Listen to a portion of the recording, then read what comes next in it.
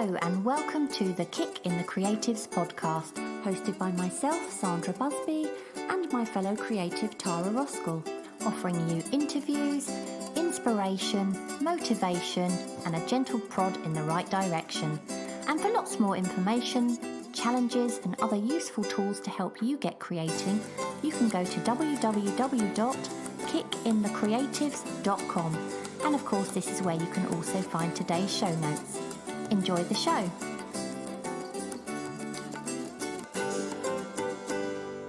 Welcome to today's episode, and today we're going to list 10 skills that every artist should have. But before we get onto that, we want to say thank you to our latest Ko-fi supporters, Susan Greco. Keep up the great work, she says. Thank you for everything you do. Alison Cochran, she says, I'm always so happy when I see a new podcast from you. Thank you. And also Marcia Furman. Thank you so much, Marcia. We really appreciate all of your support. It helps us towards the costs of running Kick in the Creatives, and that helps us to keep doing what we do. And it shows that you like what we do. So thanks so much. And we've also got some reviews on Apple Podcasts. So thank you very much for those. We've got KITC 5 stars by Andy Willart. And he says, informative, funny and engaging, enjoyable to listen to, and great encouragement for being creative. Then we've got wonderful 5 stars, and that's by Candy Oldville Art. And she says, I always turn to your podcast when I'm needing some levity. I laugh and laugh on those days that I really need it, while also getting some wonderful ideas on improving my artwork. Y'all are the best. Y'all. And then I've got... Cool. I was just going to say something there. You know, so many people mention they laugh their way through the podcast. You do realise, everyone, we are actually supposed to be very serious. We are, We're not supposed to be funny. Right, I've got another one, and that is Conversational Arty Tips and Ideas, 5 stars, and that's from Katie Bastian. She says, I love listening to Tara and Sandra. They're down to earth, funny, and so relatable. The effort they put into their monthly challenges is phenomenal, and they give so much. They've been instrumental in my learning art journey. I find their podcast and their website to be invaluable to all artists. Thank you so much for your energy. And that's from Katie Taylor Bastian. One more, a last minute one, which was from IK Bod, and that's also a 5 stars. And it just says, really enjoyable podcast on one of my favourite topics. Do you know, those are so lovely. It's really, really moving, isn't it, to hear these what people say. And it kind of makes me chuckle a little bit when people talk about our energy, because at this time of the morning, we haven't got much, really. No. I've actually got a load of these printed out on my notice board now. Oh, do you know, that's such a good idea. Yeah. I should do that. So when we're feeling a bit crappy, we can look at these lovely reviews that we've got. Yeah. Oh, that's so cool. Yeah, and also we've had so many people, as always, sharing their work with us on social media, and so many things have caught my eye. Dorothy Sanish, she's been doing the Quick Kick Challenge, which, as we record this, is the continuous line drawing in April. And there's just something about continuous line drawings that I've spoken about before, and I really find them appealing. And I've done some myself, and they turned out to be my favourite pages in my sketchbook. So yeah, I'm really enjoying those. Also, Hilary Milner, she's been doing the continuous line as well, and I've really loved the one she did recently of the alarm clock. Did you see that one that she No, posted I don't think to the I group? did. No. It kind of had its own little personality, and it just almost came to life. I really loved it. And Andy W. Art, again with the quick kicks, I think that has been the most popular challenge this month. But I've been really loving his drawings too. He did one in particular which was a bottle next to a glass. There was something about that one I really liked. Maybe it's because they're a subject I paint a lot, I don't know, but he did them really well. What about you? What's caught your eye? Well, I've got Mary Mcsween, and she did a continuous line drawing. So again, it was a quick kick of coffee pots. Oh, I've seen those. Yeah, she's loads doing of them. loads. But she was actually saying that one of her favourite things to do is collage. So I suggested that maybe she did one on top of collage, and it worked really, really well. So yeah, brilliant! Looked really good. Didn't see so that I'm one. going to take credit for that one. And then I've also got one that I really liked by Rachel Reddin. She's been doing these really nice abstract.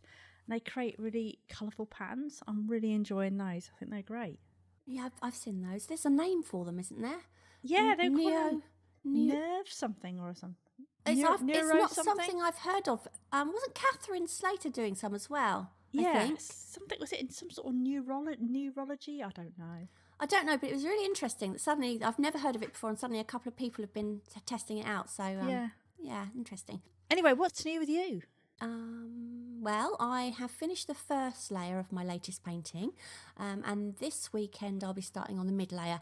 And the top layer is really just detail, like highlights and things like that. So the mid layer is where it starts getting exciting. It starts coming to life and looking a bit more three-dimensional and glassy. But aside from that, I've also been working on some videos for our second course. We released our first one a couple of weeks ago called How to Use Water-Soluble Wax Crayons, which you can find the link to on our group page in the announcements. And that one is being hosted on the Cara Bullock website. We're not quite ready to talk about the second course yet, but we will do as soon as it's ready. Aside from that, wait for it. Do you want a drum roll? Go on then. I finally went to the hairdressers. Yay! Wow! I no longer look like Limal from Kajagoogoo. Although I don't know why I bother having highlights, because I realised over this lockdown period that I seem to have quite a few of my very own coming through now. What nice grey highlights. Silver. Oh, okay. Also, to celebrate my new hair, which I had a centimetre off, which was very brave, we went out. Out, Not just out. And we actually saw people and everything. It was amazing. And it was so lovely to just get a bit dressed up. But it was funny, really, because all the pubs and restaurants, they're open again, but you're only allowed to sit outside here. So we got all dressed up and then sat shivering in our coats all evening. Yeah, that's the trouble. It's too cold here to do that at night, isn't it? I mean, they had a marquee, so, but the thing is, the walls were open. Yeah. So it got colder and colder. So we had these lovely, I say lovely clothes. We weren't wearing ball gowns or anything, but we were kind of dressed up and literally just couldn't take our coats off.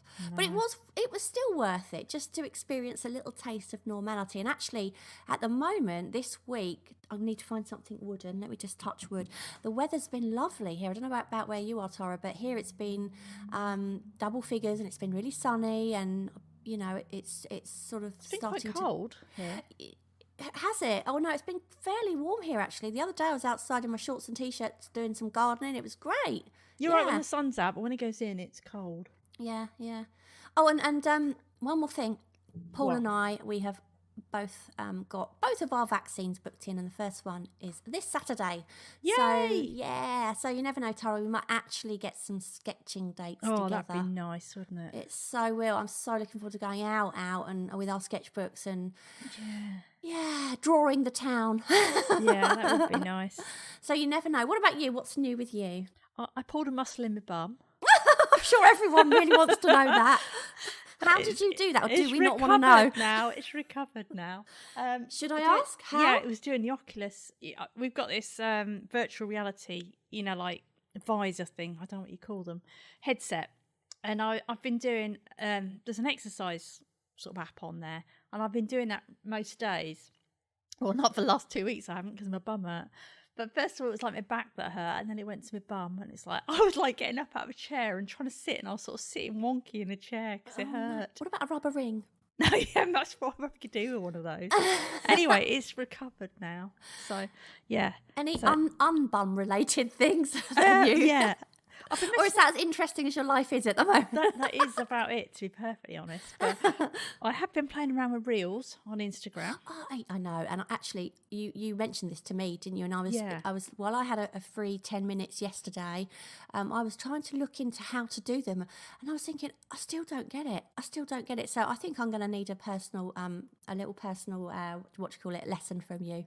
Yeah, it's not very complicated, to be honest. It's just making a vertical video. Yeah, but it sort of goes on about you've got to take 15-minute thingies, and then you've got to put them together, and then you can do... No. Then you can do, like, weird... I noticed one of yours seemed to have a weird effect on it. I thought, wow, that looks really good. Has it? And I thought, I don't know how she's doing this. So, yeah, I need a lesson. Oh, well, all I've done is done either 15 or 30 second little clips you can do. Yeah, but what's the difference then between a reel and what's not a reel then? Because you can do that anyway, can't you? Well, not you can't do a vertical. An IGTV is also vertical, but they're like between one and... So if you're going to go over a minute, you go IGTV. Yeah. But if you're going to do a short clip, you go for a Reels. So yeah, I've been doing those. But what I can't work out is you definitely get more views in general. But it is bizarre because I say put one up and I got like 2,000 views on one video. You don't get that many likes because I'm guessing, well, I must admit, if I watch videos, I forget to like them, little clips and stuff. Yeah. But it's weird because I put one up and that got like 2,000 views or something. And then I put another up and I would say it's not that dissimilar. It's a different picture, but in a similar style. Yeah. And that's got like 200. And you think, what was different? Was it a different day and a different time? It was a different day, but a similar time. So either people just didn't like the picture as much, even though it was a similar style, or I don't know, something happened. I don't know. I can't. Who knows? I can't work it out either. I really can't. I just post, and if people don't see it, they don't see it, and if they do, they do. I also tried a face to video one where I sat in it and I put a hat on because I haven't had a haircut yet. But I saw that; it was brilliant, and that did all right as well. So people obviously seeing my lovely face. Was that your beret? No. It's like I don't know what you call them. Oh, baker boy hats. I liked it. I thought it really suited you. Well, I'll be wearing it when we finally get out, no doubt.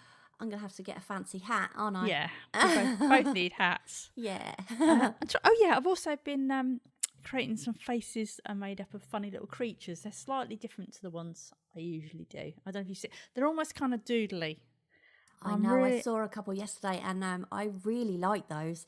I like those as well, and it's funny because I actually said to Kevin I'd actually put those up on my wall, and I don't usually want to put my own art on my wall.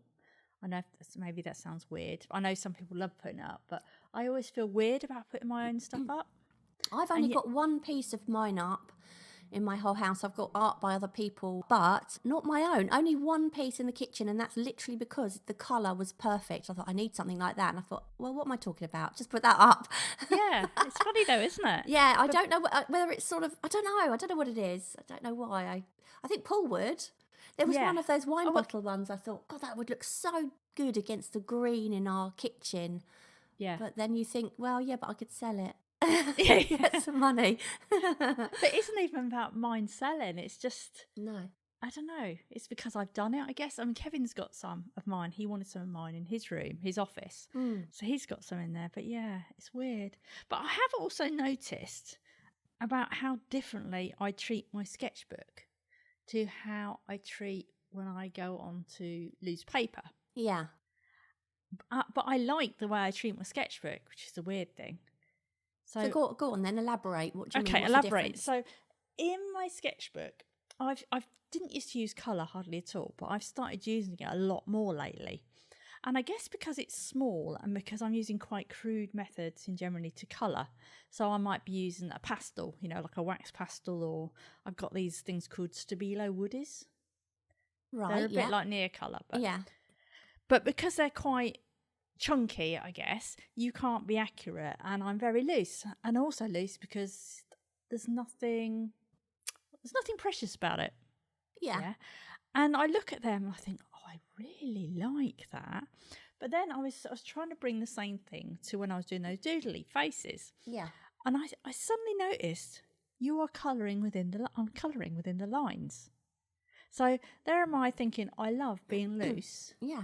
And then I look at myself and I think, oh my God.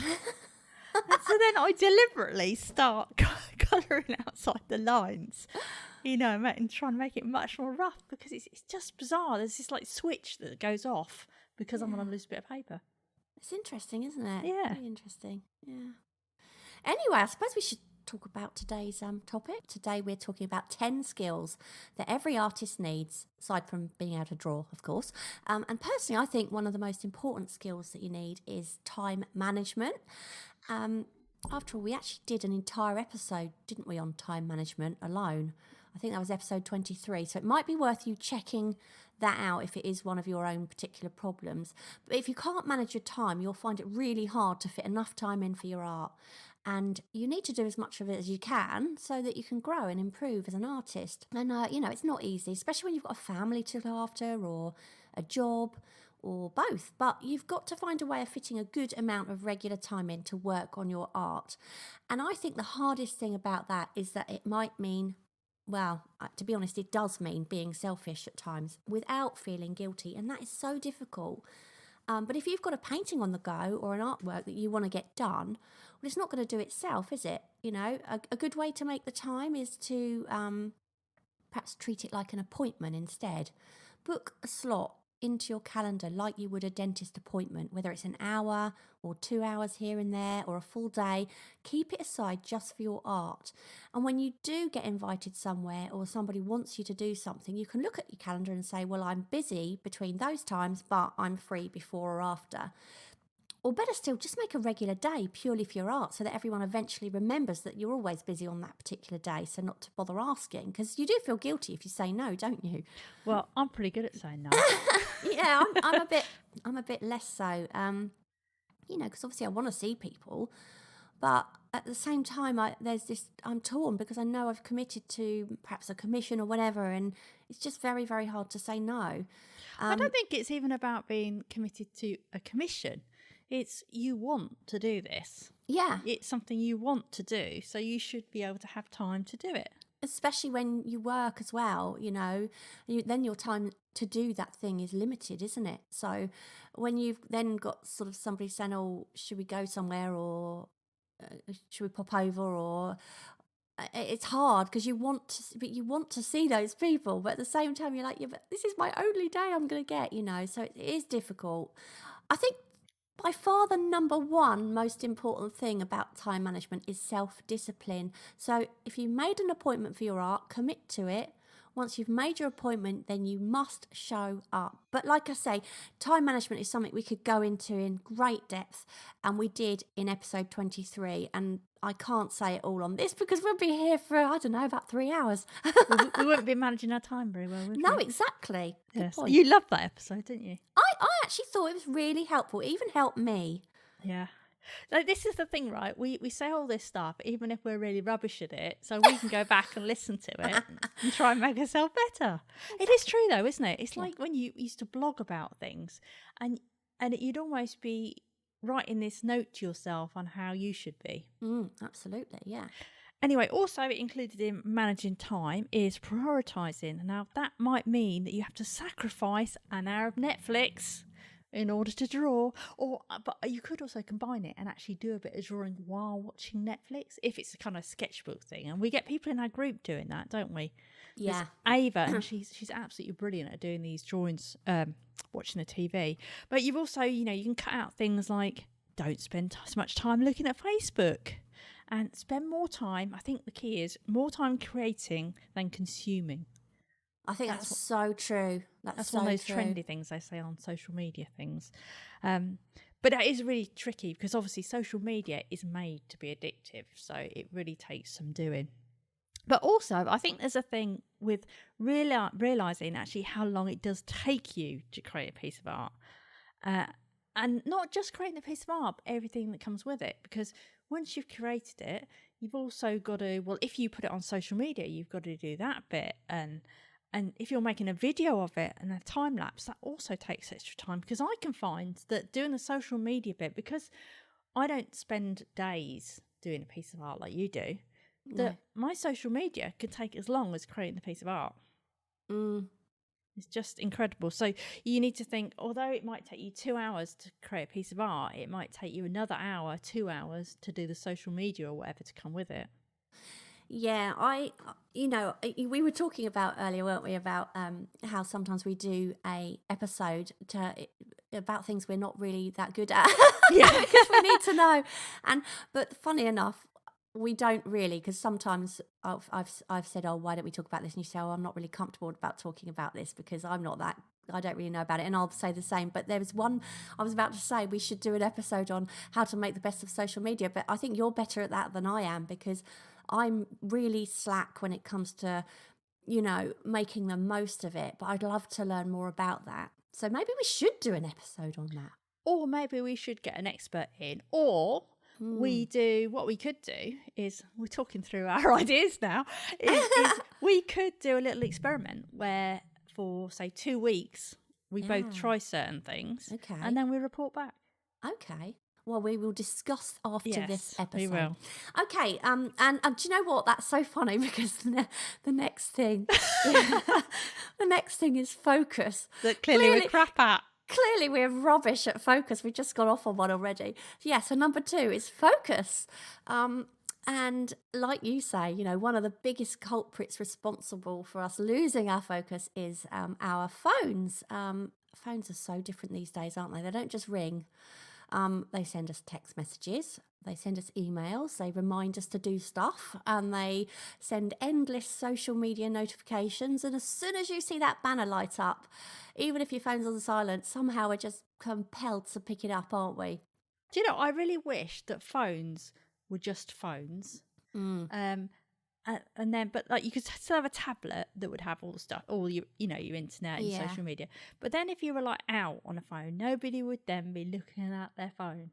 Well, I remember in the good old days in Tesco at the checkout where nobody could get hold of you because you were just out, you were shopping. Yeah. I mean, how old are we? Yeah, and you were attached to the wall by a curly wire. You couldn't go out and use the phone. If you weren't in, you weren't in. But now you're kind of like, we're losing focus again, aren't we? Yeah, we are. So let's get back to it. So basically, the phone. If we read a text, so say for instance, in the corner of my art studio, I see the light go up. It's so tempting, isn't it? To just, I wonder who that is. Pick it up. And then if you read part of a text, then you think, oh, what's the rest of it say then? And then we realise that if we read it, we need to reply, because if we don't reply, then we forget a bit later on. And then that reply could then trigger an entire conversation, which you weren't really sort of bargaining for. and perhaps like if we get a comment on social media, the first thing you want to do is respond, because it feels rude keeping someone waiting for a response. I'm sure they're not waiting for a response at all, but you kind of feel like that, don't you? But then that takes us down a whole new rabbit hole. Before you know it, what was a moment's distraction has become an hour. So what I do, and I'm really quite good at this now when I'm in the studios, I put my phone onto the do not disturb setting. But that way I don't get distracted. I can catch up with everything that's gone on my phone when I finish what I'm doing. I don't have to do it then, And there is an app that you can actually use to help you focus, and it's called Focus Keeper. And I think we've spoken about that in episode 23 as well. So I'm not going to go into that too much here either. But basically, it just uses a timer to break down your work into timed intervals separated by little breaks. And that helps you to maintain your focus. So they're worth checking out, those apps. There's lots of different ones too. Another one is Off Time. And that is one I think you can set certain times in your day where it literally blocks the things that distract you the most, such as social media. And that would be good to use if you have a regular painting date or a date to do your art. You can say, right, on those days, shut that off, I'll tell you what, another culprit that a lot of people find distracting, particularly when you work from home. I don't think this is going to be one of your problems, Tara, but it's housework. If you are trying to work on a painting and say you work in your kitchen, but you can see that the dishwasher needs loading in the corner of your eye, or you've got a big pile of ironing falling out the cupboard, it's easy to keep getting up and thinking, I'll just quickly do this, I'll just quickly do that. And, but those things, they can wait. They're not urgent. Fitting housework in is a lot easier than fitting art in. So get the art done first. Because, like I say, the rest of it doesn't matter. It can wait. It will get done. The bathroom for me is a distraction, cleaning the bathrooms. That's a good distraction for you, because the last few weeks you keep coming up with all these great ideas that you say you came up with while your head was down the toilet. Yeah, well, no, one was while my head was down the toilet, and one was while I was sitting on the toilet. Oh, lovely. I take it when your head was down the toilet, you weren't actually being sick, you were just cleaning it. No. You were cleaning at the same time, yeah.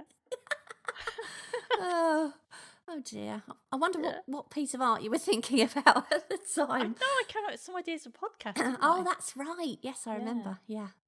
Also, regarding focus, there's the thing where you commit to a project and don't let other projects distract you. A lot of us, like including me, have got that shiny object syndrome. Have you got shiny object syndrome? Yeah, but my shiny object syndrome is for real shiny things. Yeah. But anyway, we might start a project, but then we think of something else and it diverts our attention. So you might start doing this painting or something. Meanwhile, something else pops into your head, and that the lure of that sort of takes away from what you're doing. So you've got to try and start on one thing and actually finish it. And this is the curse of all creatives. I think we all have a little bit of this problem. But a great way to maintain that focus is to set challenges for yourself or to take part in challenges. And that could be to draw something every day for 30 days or to work on something for certain days. It doesn't even have to be every day. It could be like 2 days of this week. It's almost like your appointment you were saying before. I am going to do this. And if you set yourself a period of time that's not too long, it means you know there's an end to it. So if you start doing something you said, oh, I'm not sure if this is for me, that shiny object doesn't get in the way, because in 2 weeks' time or 30 days' time, you know you can switch and do the shiny object thing. I like the idea of a shiny object thing. Do you? Yeah, and you are right. It's like I'm so easily distracted. I really am. If I just see something, I'll be walking to the fridge to pick up milk and realise I can see something else. Oh, I meant to do that a minute ago, and I'll do that.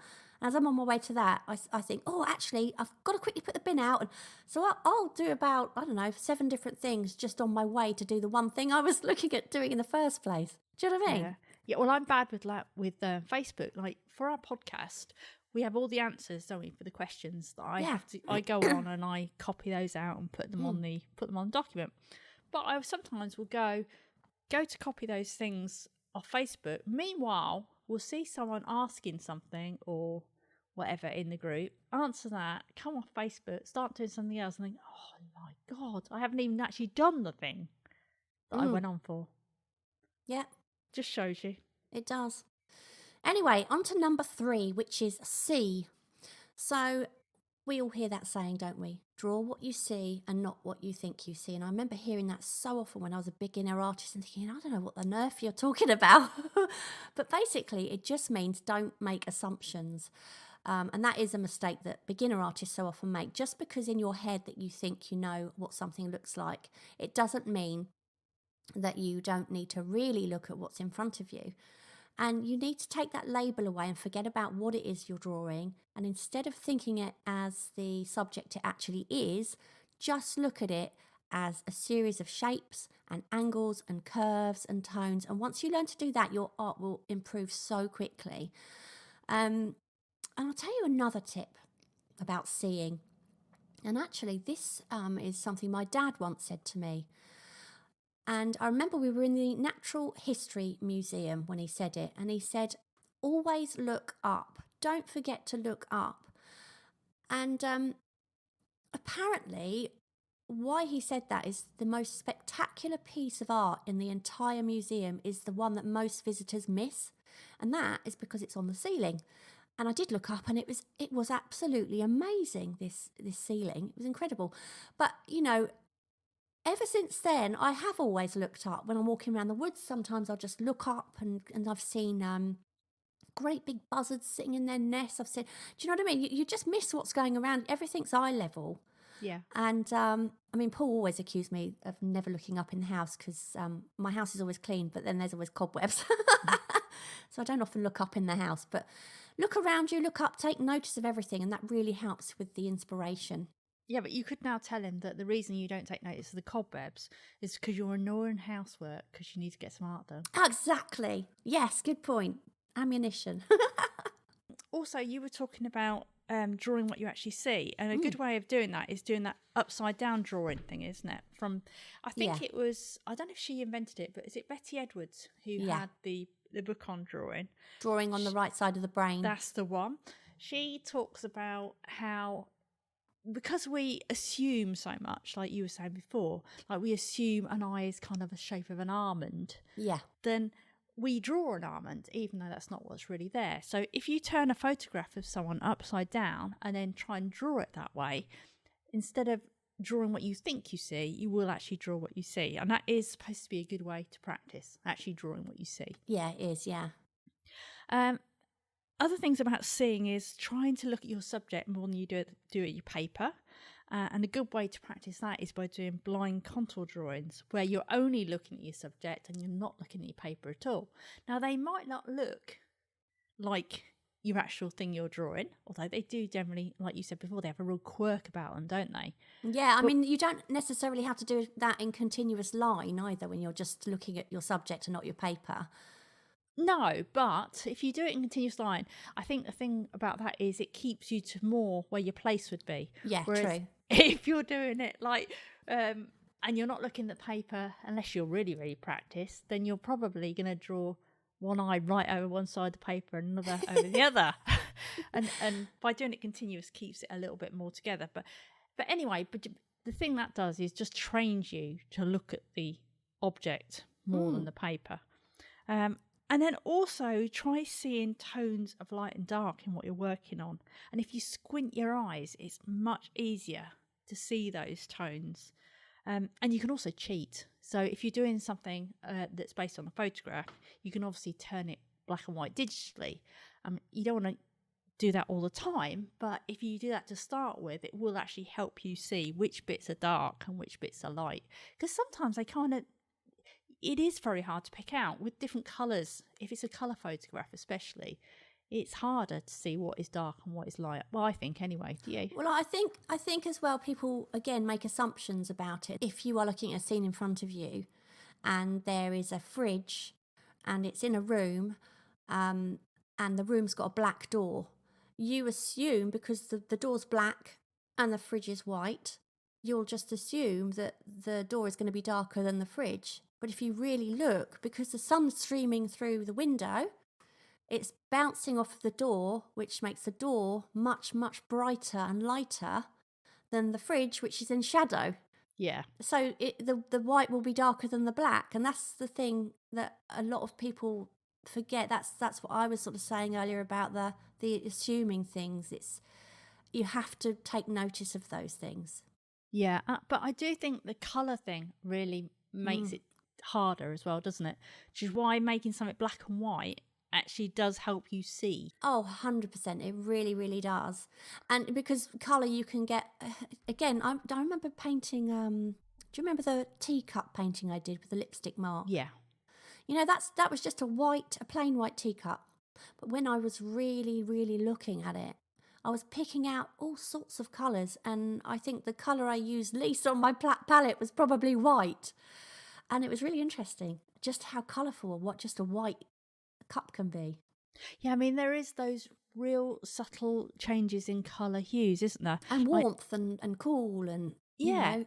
Nothing is one simple colour, is it? Especially No. skin tones.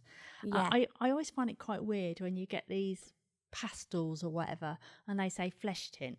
Well, for a start, there's so many ranges of skin colours, from really pale to really dark. Yeah. That how can you say that that's flesh tint? I know. And plus, even if there was someone who had, if you held that up against their skin, it was kind of similar. Well, most of their face wouldn't be that colour because you'd have the darks and you'd have other colours that were bouncing on their skin. I know. I think if you have a flesh-coloured paint, you can, I suppose, add different colours to it. But to be honest, I've got a flesh-coloured paint, and I got it when I was a beginner, and I don't use it when I'm painting flesh. I don't think I've used it since I got it the first time. It's awful. It's really awful. But you could actually use it. You could add to it to make it different colours, but I prefer just mixing my own flesh tints anyway. But I always find as well that skin looks nicer if you, I always err towards bloody purple, don't I? but if you're, and my people are always yellow, so that doesn't really help, does it?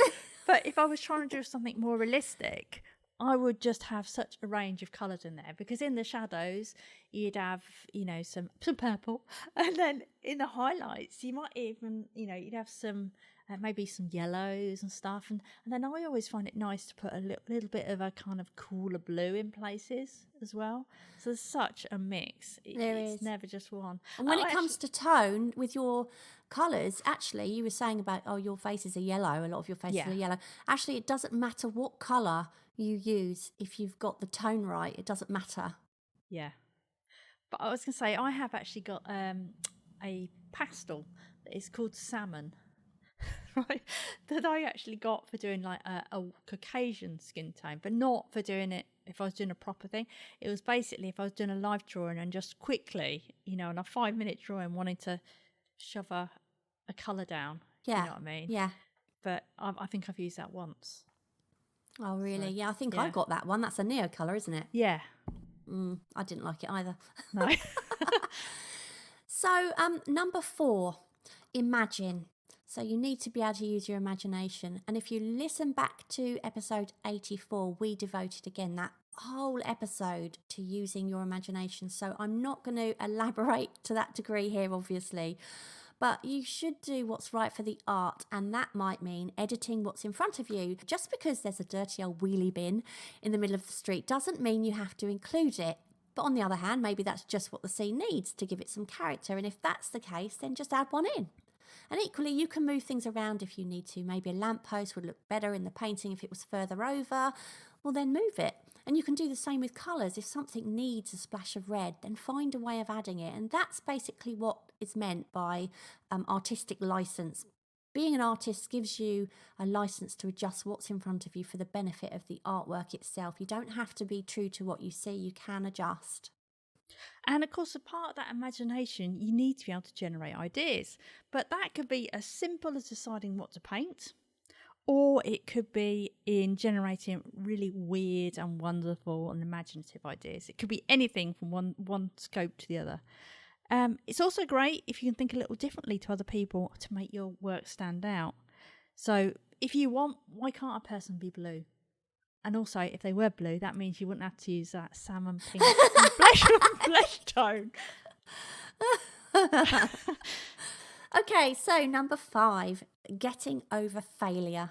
If you can't do that, then don't even bother being an artist because you're going to fail. You're going to fail a lot, you know. Fear of failure is something that stops so many artists in their tracks and prevents them from progressing. But it's such an important part of the process to do things wrong. You know, we can't learn and we can't improve without making mistakes. And if we never fail, well, then we won't progress. So every time you think you failed, and I don't even like that word, you've actually learnt something new. So really that word is not failure, it's progressing. Yeah, And sorry. go No, on. you took a breath. I thought you finished. She's so horrible to me. What I was going to say is failing is just positive because in the long run it helps us to progress. So you just need to see it in a more positive way. So I was really just repeating what I'd already said. So see if you can use that failure as well. For example, I've created bits of art I don't like, but I might like the principle behind them. There might have been a sort of an idea that I've gleaned that I can actually use the next time. Or you can actually rip up your failures and reuse them. In his art class that I did recently, Lewis Rosignol shares that he keeps all his old drawings, well, I don't know all of them, but he keeps a lot of his old drawings and sometimes rips them and reuses them in bits of his sketchbook. You can also use them as backgrounds for a new painting if you knock them back a bit. So does he save the ones he thinks he just doesn't like? Is he just using bits of them he does like then? Yeah, I think that's a good idea. He's obviously done, whether it's sketches in a sketchbook or whatever, on a page, and he doesn't like it. And there might be a little piece, or either he doesn't like it, or he just, he's not that wowed, I guess, by the thing as a page. Yeah, I see. So I tried it actually when I was doing this thing, and I got these little tiny sketches I'd done of Kevin golfing. I'd gone down the golf club with him, and he'd been putting, and trying to draw someone as they're trying to putt is not very easy because they just constantly move. Yeah. But there were some that I'd managed to capture a piece of movement, so I just cut some of those out and stuck them on. It didn't really make sense with the layout, as in what else was on the page. It was just to sort of create a bit of interest and experiment. Yeah. It's me again, isn't it? Yeah. Should we go back to number 2, which was focus? I'm really not focused, am I? It's terrible. Okay, so are you criticising me, Tara? Yeah, I am. Yes. And funnily enough, that is the next point, isn't it? Yes, take criticism. And this really is a biggie because hearing someone criticise your work can be soul destroying. It really can. But you cannot and you never will please everyone. What one person likes, another won't. And that is the biggest thing about art. It's so subjective. It's like music. It's highly unlikely, isn't it, that someone who loves opera is going to love death metal as well. Do you know what I mean? Yeah. They're just not, are they? And just because someone criticises your work, it doesn't mean that they are right necessarily. But on the other hand, if it is constructive criticism and they are right, then it's also important to be able to listen and be open-minded to what they're saying, because that can actually help you improve.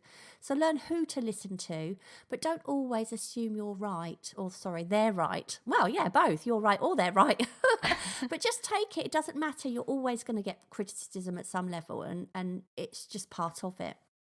I think the funny thing or the difficult thing is knowing if the person is right or not. Because I've mentioned before, you can get too close to your work. Yeah. And years ago, I told you I did this little cartoon and I was really happy with it.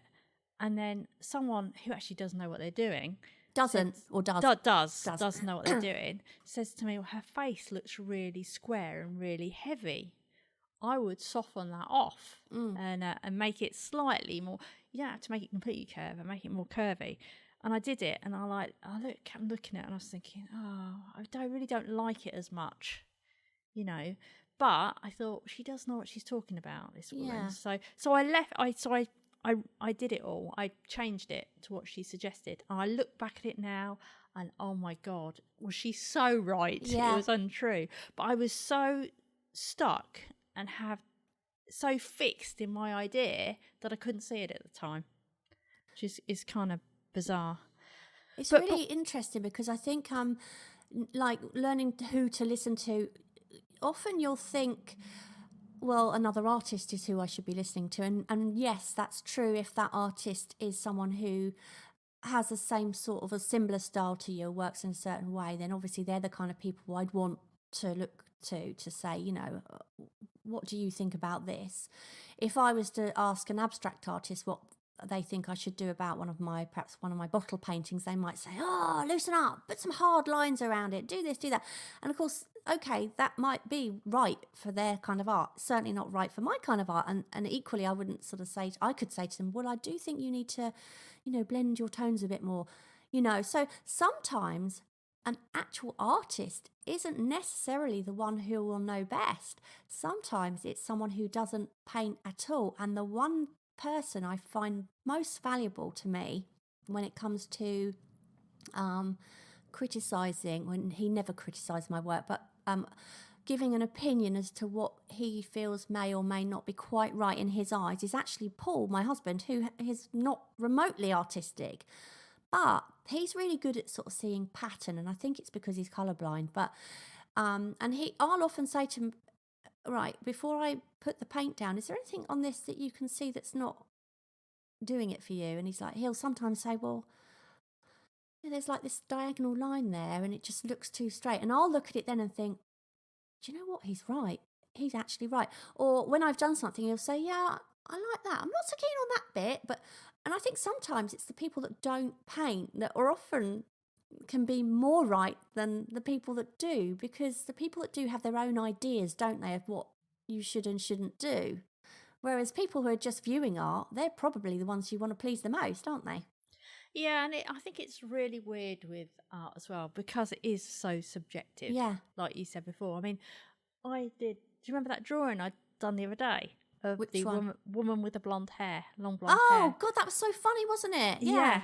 And you said to me that is the favourite you've seen of the faces. Well, we often chat, don't we, when I'm walking the dog or something? We just have a phone call, and you were sort of saying you hated it. I do hate it. Yeah.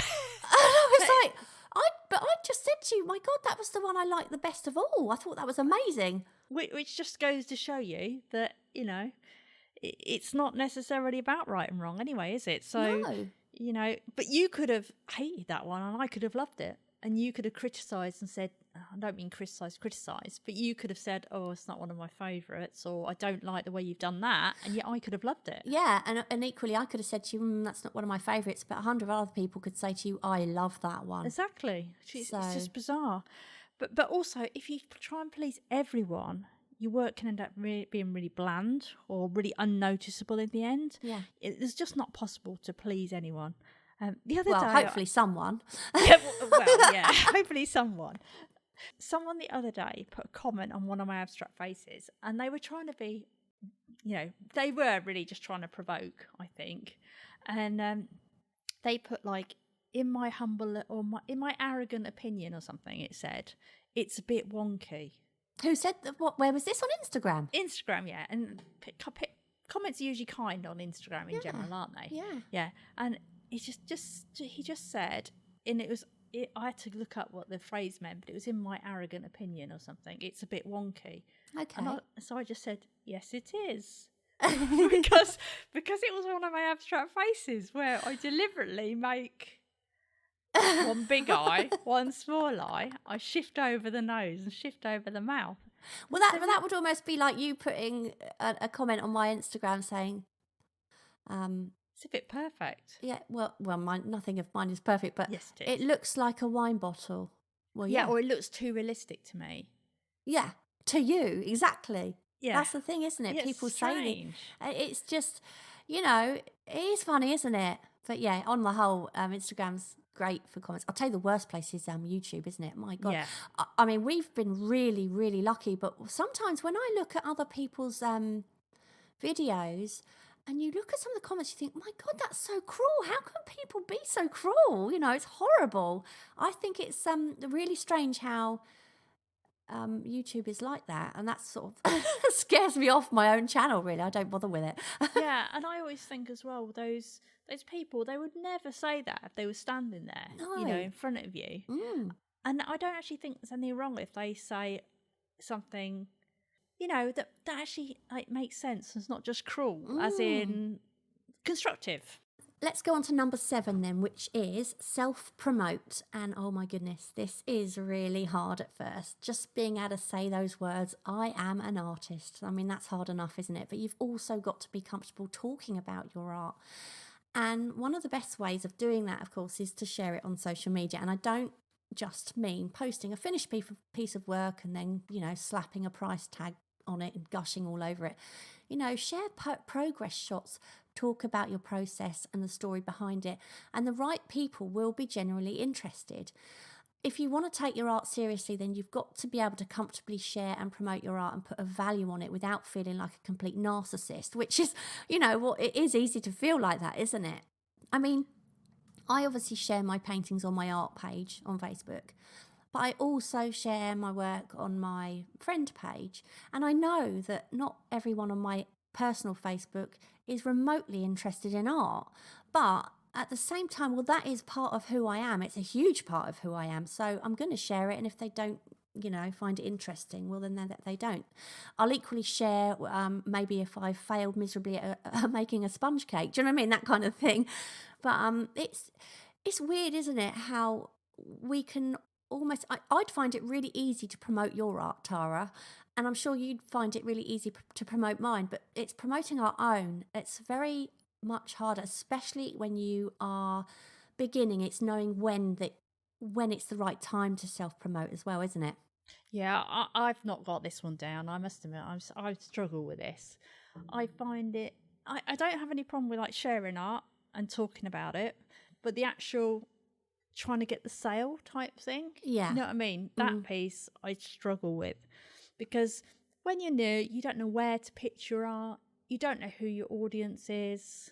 It's like, who is my audience? I don't know. And you don't know when you have got good enough to start selling either. Where is that line from, I can't, it's not the right time to start selling, or it is. That's the thing as well, isn't it? Yeah. I think the right time for me was when somebody asked me, oh, do you sell?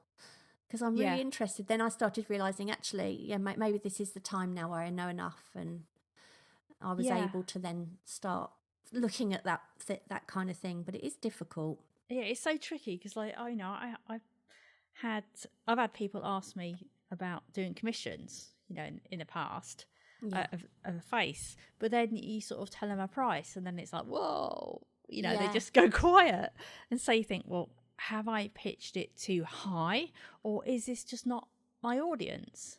Yeah.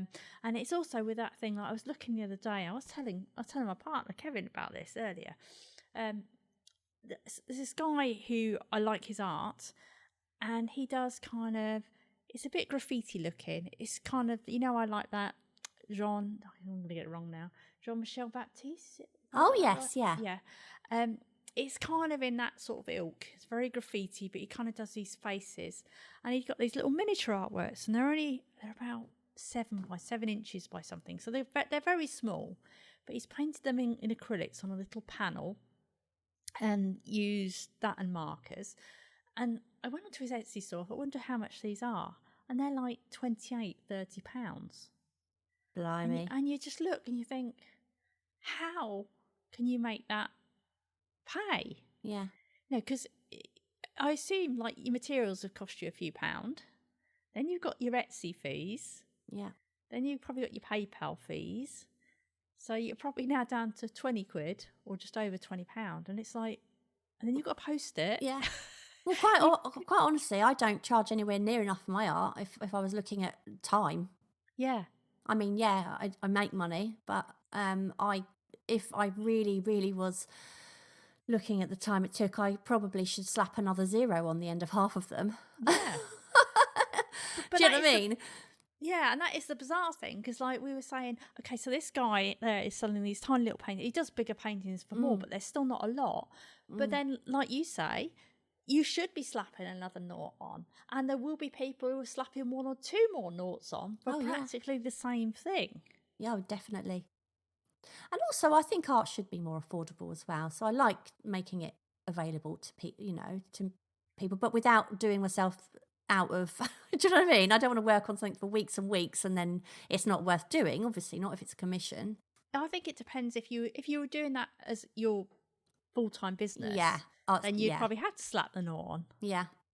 And I just think that is one of the tricky things about self-promoting. I know we've gone off topic slightly, but with self-promotion, it's like you don't know where to pitch yourself, do you? And I, the woman who was trying to promote my art as these digital pieces of art, she told me she said, you've not got your art on for enough, your physical art.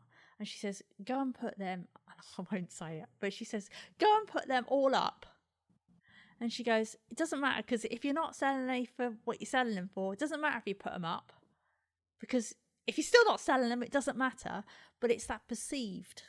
I think she's right there, by the way. But it's bizarre, isn't it? Yeah. But I thought that myself. I think I said it to you at the time. Well, I think we've had multiple discussions and they've gone up and down and, Yeah. If you're not selling any, it doesn't matter, does it? But it's like that. It's like, where do you pitch it? Because I do think sometimes someone goes to, and if you got them up for £50, they might think, and if you've got them up for £500, they might think, oh, maybe, or it's just that weird perception. But anyway, back to the topic more about self-promotion. And it does mean that you have to learn a bit of techie stuff. And building a website does not have to be as hard as you think it is if you keep it really simple and just use a template. Although I must say that I used a website builder this time. I used Wix, and oh my God, I found it such a nightmare. And I wouldn't recommend it. Sorry, Wix. Now we're not going to get sued, are we? No, I hope not. But it wasn't my cup of tea anyway. Yeah, but lots of people do use it and love it. But yeah, but I think if you used it just to show your artwork, you'd be fine. Yeah. But where the tricky bit comes, and it probably does with any system, is when you're trying to put it up for sale, and then you have to work out all the taxes for all the countries and stuff like that. Anyway, well, I found that with the website builder I use, I loved it. I really loved it, and you can get a beautiful website. But on the other hand, when it came to trying to put things up to to ship to other countries, there's no way of actually doing that. And in the end, I've just thought, you know what? I'm just going to put, if you're living in another country, just ask me how much it's going to be to send, to that country, and then I'll quote that bit separately. That's the only way I could do it, because there just didn't seem a right way of doing it. So there seems to be, with these websites, there's always a downside. But generally speaking, you can get really, really easy ones if you just want to show your art, And I say Wix would be perfect if you just want to show your art, and it will do all that stuff.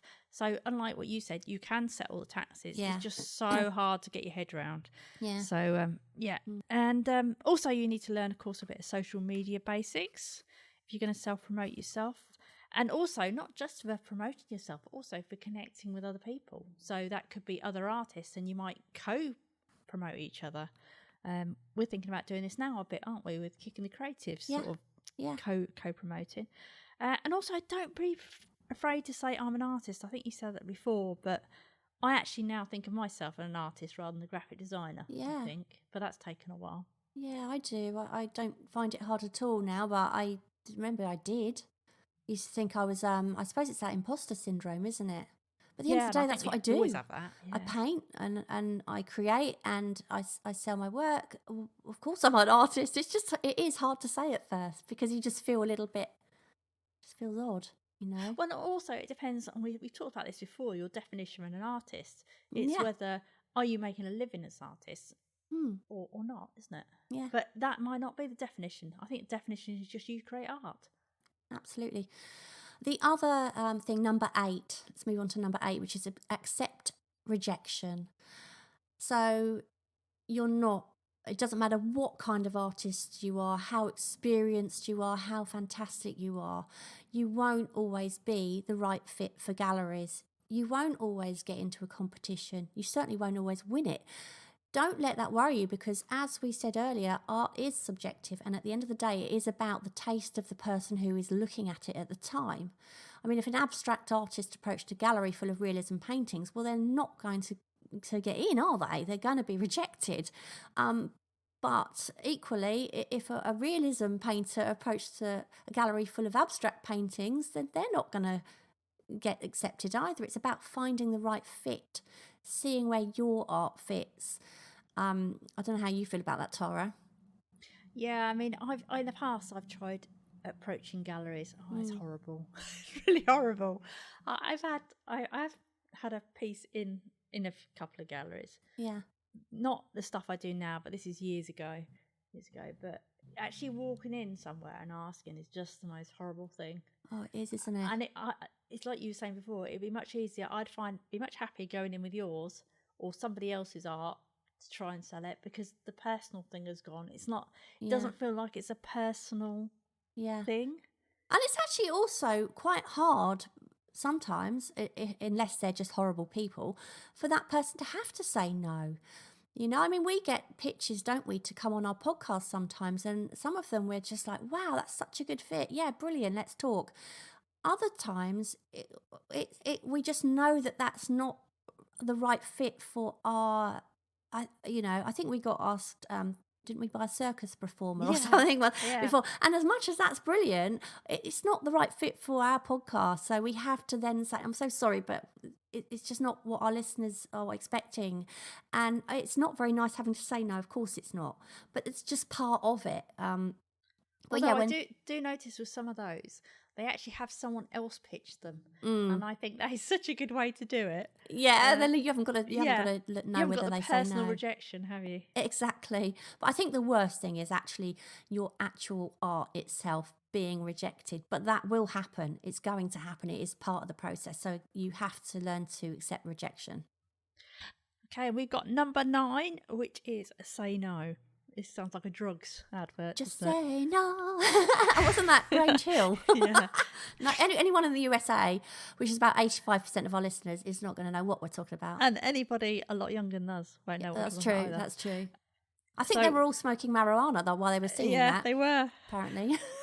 But basically, what we're saying is don't say yes to other projects for fear of missing out, that good old FOMO. Unless, of course, you completely love the idea. Otherwise, it takes away more of your time. Can I just ask, Tara, what is FOMO? Because I don't know what that is. Fear of missing out. Is that what that is? Yeah. Okay, I've just learned something. I had to ask because I thought anyone else like me is going to be thinking, what do you mean FOMO? Well, I said before it, fear of missing out, FOMO. I still didn't get it. No. Okay. But basically, if you say yes to things that you're not that bothered about, or just because you think something good might come of it, it takes away time that you could be spending on your art. And I am so guilty of this.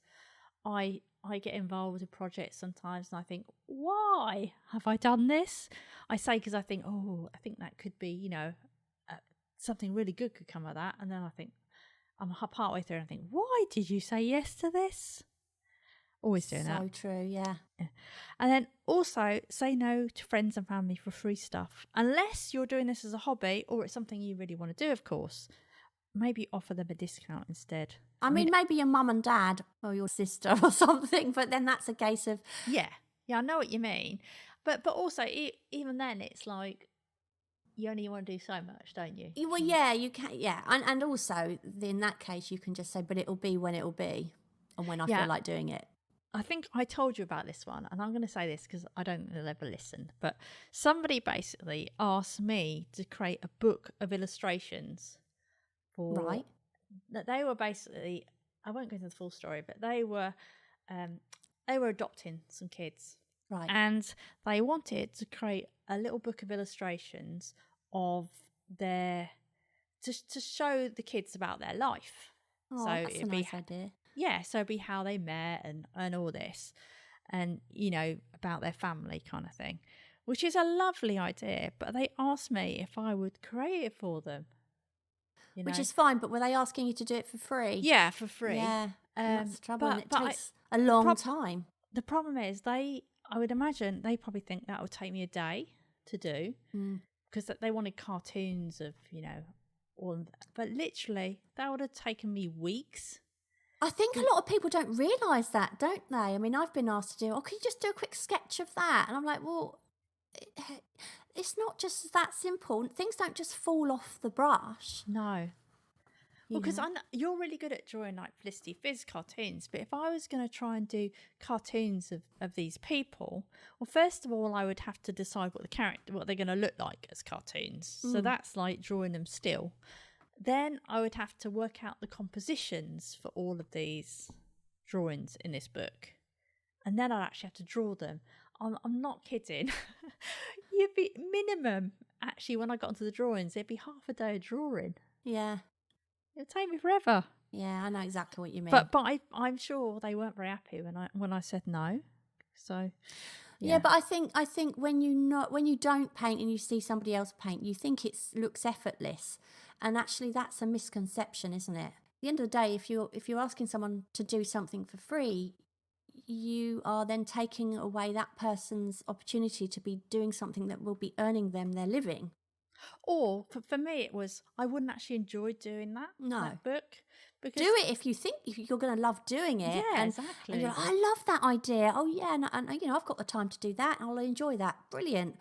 But yeah, otherwise, sometimes you just do. You have to say no, don't you? Yes, tricky. Really tricky though. And the same with commissions. If somebody asks you to paint something that's just not the right fit for you, instead of taking it on and stressing about it like I've done in the past, and I've learned from experience that really do not do it because it is such a stress.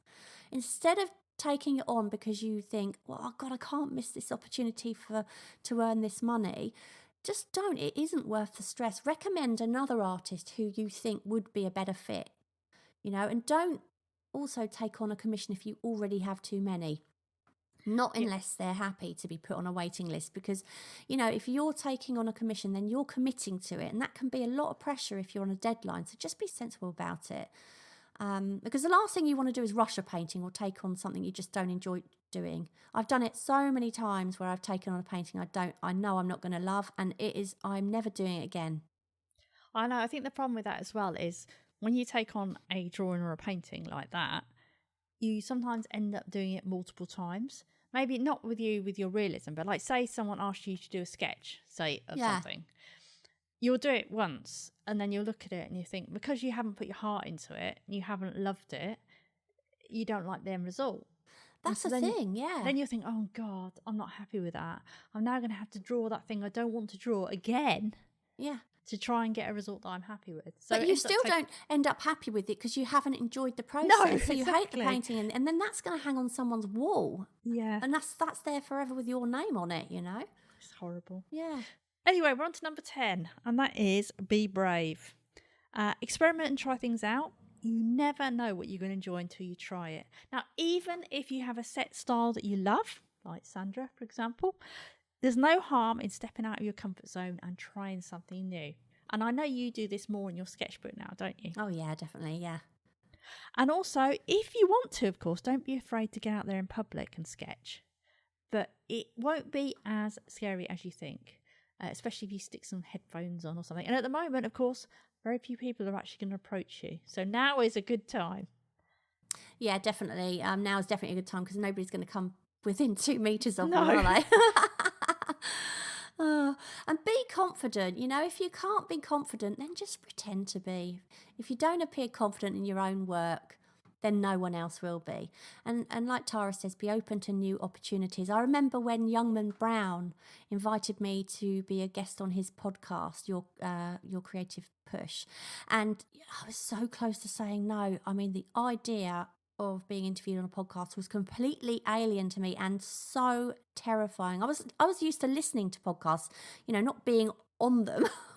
And I was just so terrified. I was so nervous.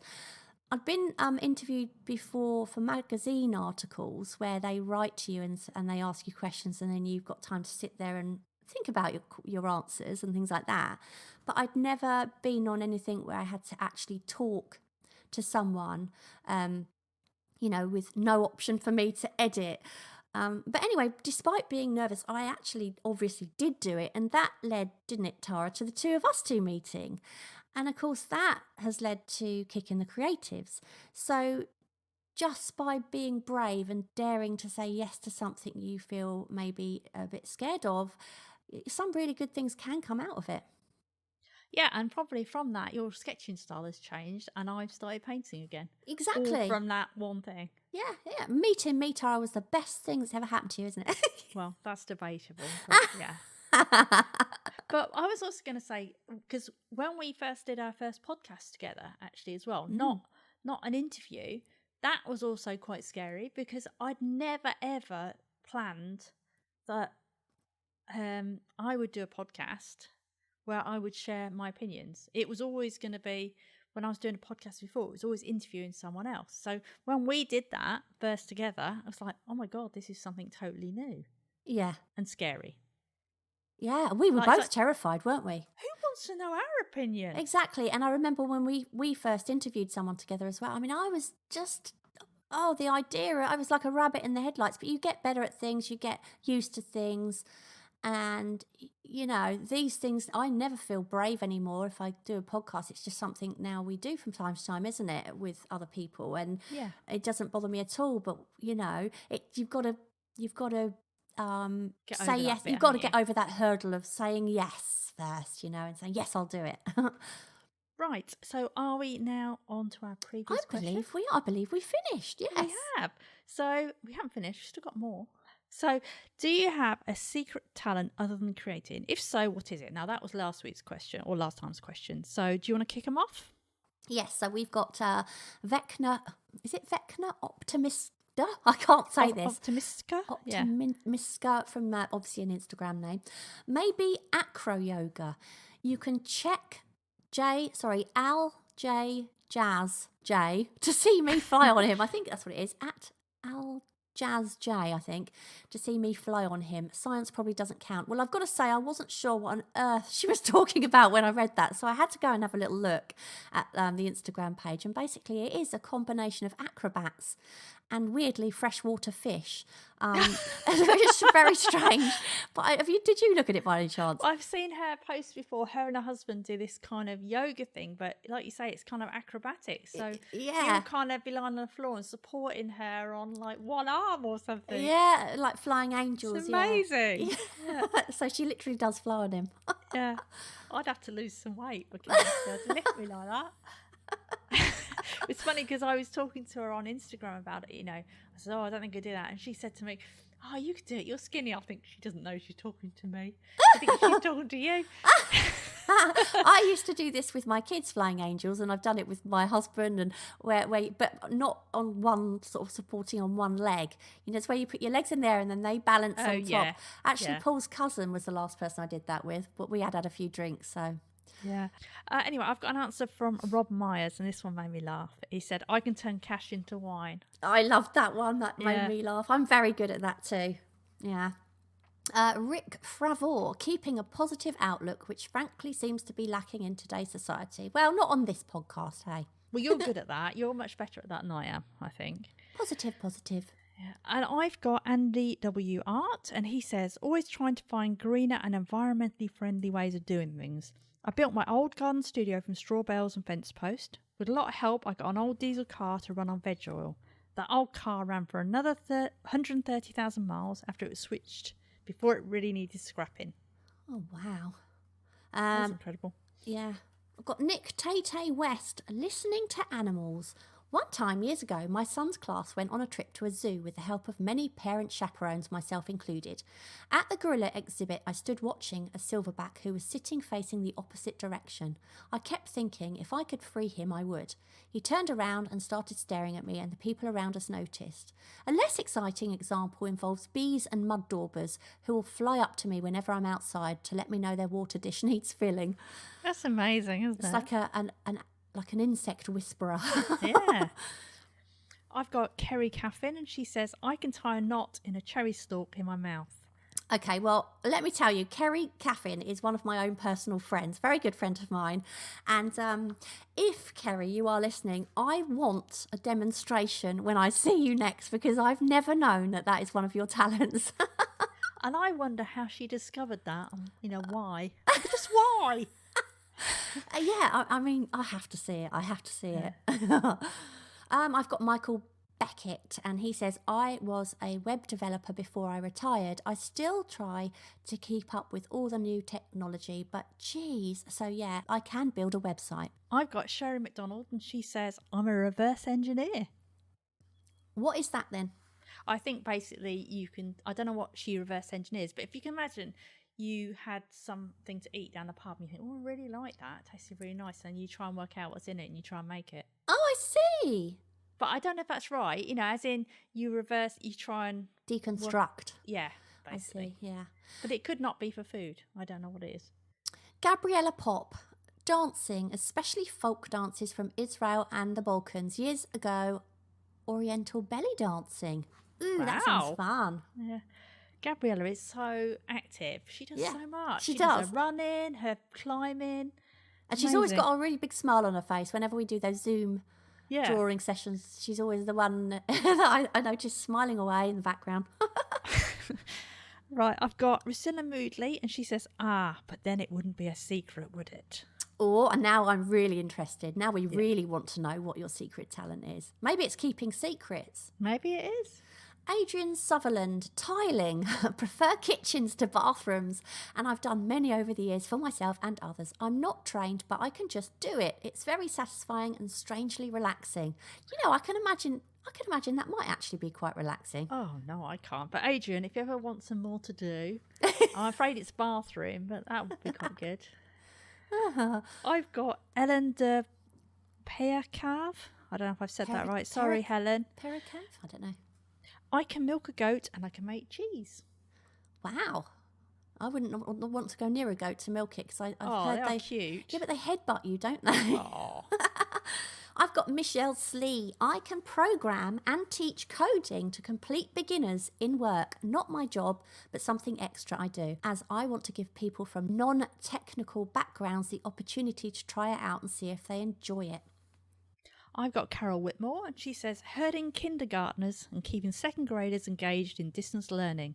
Sometimes. God, that is really difficult to do. That is a real talent. I have Renee O'Cleary, remembering one thing about every single person I've met. I wonder what she'd remember about us. I dread to think. Let's not ask that question. No. I've got Sue Watson, and she says, my talent is appreciating. And I have got AJK. I can touch my nose with the tip of my tongue. And I've actually tried that. Have you tried that? I was literally trying it as you were reading it. Yeah, I was trying it when I was reading it last night. I was actually sitting there with my tongue trying to touch the tip of my nose. And it doesn't. Does yours? No, mine doesn't. I've just tried it. No. I can't even reach the very underneath of it. No, I've got quite a long nose as well. So you'd think I would. But well, I've got a long tongue. I don't know that. Right, I've got Carol Monaghan, and she says, I can make my adult daughter roll her eyes at any time. Do you know what? I've always been very good at that. Yeah. That is a talent I definitely have. Margaret Gray, I'm a good listener. I'm pretty good at cat and dog as a second language, and my imagination has taken me on many strange adventures. I've got Sana Sira, and she says, headstand. I learned it as a child, then decades later tried it again, and it was still easy. My only sport-related talent. Excellent. Yeah, we did that actually last year, didn't we? We started doing headstands. Was it a year ago for I some think reason? it was cartwheel we did, didn't Was we? it a cartwheel? I can't Yeah. remember. Oh, it was a handstand. Was it? Yeah, it was a handstand. Oh, yeah. Yeah. I wasn't very good at it. So we've got a brand new question for you, which is, has a real life situation ever inspired your work? So has a real life situation ever inspired your work? So has it? Oh, you beat me to it. I was literally just taking a breath. No, I always ask you that question. Oh, do you want me to go first then? Yes. Well, yes, because all those faces that I do, the little people quite often have something now related. So I did one that was about the lockdown haircut. Yeah. So, well, not having a haircut during lockdown. So I guess you could say they're sort of semi-related. Yeah, maybe for me, maybe not my realism paintings, but certainly Fizz. That some of the stuff she does is inspired by real life situations. Like the last one I did, I actually did the morning after I went out. You remember earlier I was saying we went out, and we sat and froze to death in our coats. Well, the next day I had her sitting in a park. Well, not sitting in a park, a couple of meters away from her friend. Saying that, and they were freezing basically, and she was saying that at least they won't have to chill the Prosecco. So yes, I do remember that one. And quite a few of her things have been inspired by real life situations, apart from things like vacuuming naked and stuff like that. Obviously, I don't do that. Yes, obviously. So, as always, you can tweet us your answers at Kit Creatives or let us know in the Facebook group, which if you haven't joined, I suggest you do. We'll put the question up there and also on the Facebook page and, of course, on our Instagram. So if you want to join us on Instagram, it's Kicking the Creatives. And if that gave you the kick in the creatives that you needed, don't forget to pop over to our website at kickinthecreatives.com to find out how you can take part in some of our upcoming creative challenges. And of course, there you can also subscribe to the podcast so you never miss an episode. And if you're enjoying the podcast, we'd be so grateful if you would leave us a little review on iTunes, or even just a star rating if you don't have much time. Also, don't forget to check out and subscribe to our Kicking the Creatives YouTube channel. And if you enjoy what we do and you'd like to help support us here at Kicking the Creatives, you can now support us by buying Tara or I or both of us a cup of coffee. We don't want to start saying this one's for Tara. This one's for do we? Can you imagine? It'll be like we'll have a little tally, won't we? I'm favourite. No, I'm favourite. And you can find a link to where you can do that on our website. But otherwise, if you can't do that, just share the episode, share the podcast with other people. That really does help. Yeah, or take a photograph of yourself drinking a coffee that you could have bought for us. So but you decided. Cheers, Kicking the Craze. I'm drinking it myself. We'll just block you though if you do that. No, I don't mind if they share a picture of a coffee and talk about it. Also, we just want to tell you about a new challenge we've got coming up, and that is going to be on Instagram only. It's a weekly challenge called Facetastic Friday. Yeah, every Friday we're going to post a photo of a new face, and you can then use that photo as a reference to create a piece of art in whatever style and medium you like. Yeah, and you can post your artwork no later than the following Wednesday using the hashtag Facetastic Friday. And don't forget to tag us at Kicking the Creative so that we get to know what you posted. And that way we can actually share some of your work on our own Instagram page, which will be really fun.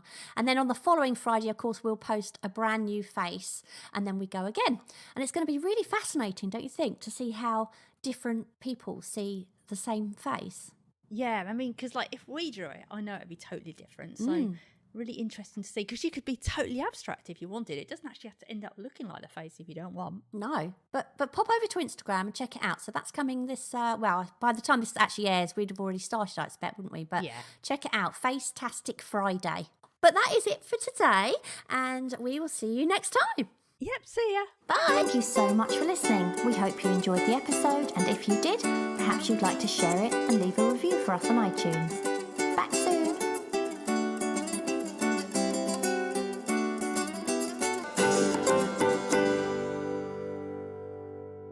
But that's why I think about the the appointment thing, and I think, Sorry. That was brewing. I wonder what that. I thought, where's she gone? Oh God. Okay, I've got to start that bit again. Yeah, sorry. What? Where was I? I think you finished. I think you've done enough blabbing about that bit. Probably. No, I was going to say something else. Okay.